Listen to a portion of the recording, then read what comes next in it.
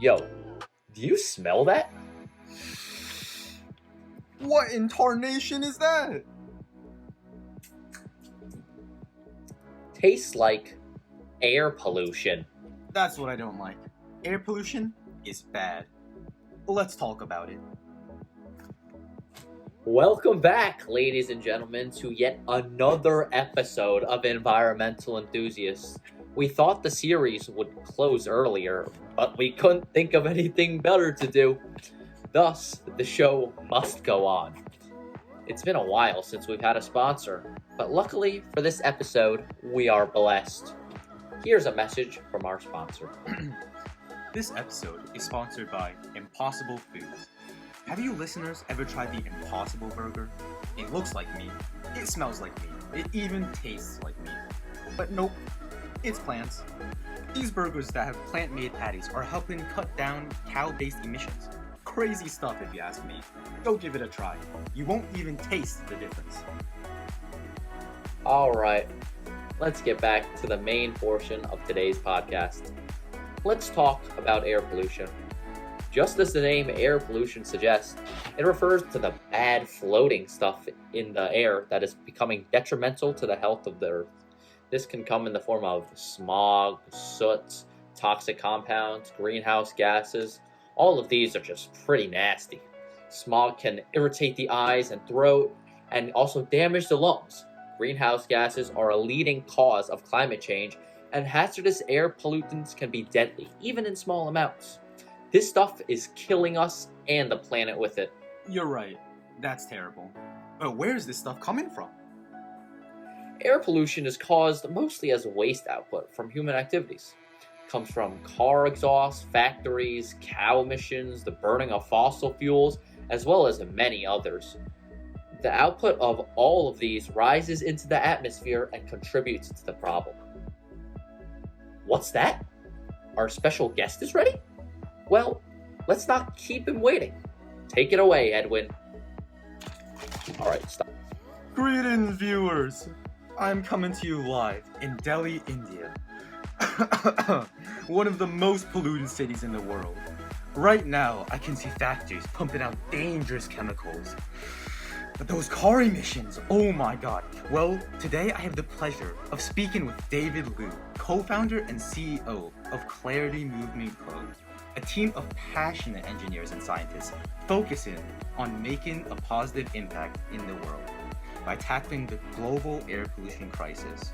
Now, David, in which kind of activities is Clarity involved? Well, currently, Clarity's focus is on our air monitoring solutions for cities that combine state-of-the-art hardware and software to help cities expand their current monitoring effects by 100-fold. It provides the most actionable, hyper-local information for government officials and citizens to understand and act on air pollution. I see. So you're working hard to monitor the impacts of air pollution. What kind of impact has this had on the communities you've worked with?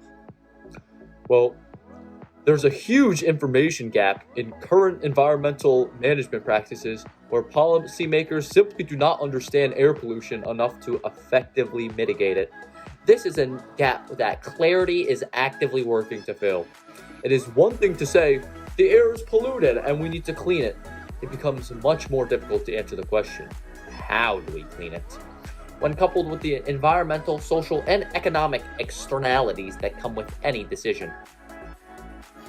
Intriguing. So how do you think Clarity can give a positive contribution in that sense? Going back to the idea of turning the goals into actions, air quality data serves as an important metric in evaluating outcomes, whether that be clean air goals or broader SDGs. Clarity has been fortunate to be recognized by the international bodies leading SDG efforts as a leader in the air quality space, contributing to the forefront of defining how technology and data fits into the proposed framework. I'm a strong believer in the power of data in aligning and assessing sustainability goals. Incredible. Well, David and his work provides a clear example of people hard at work tackling the issue of air pollution. Let's go back to live to take a little recap.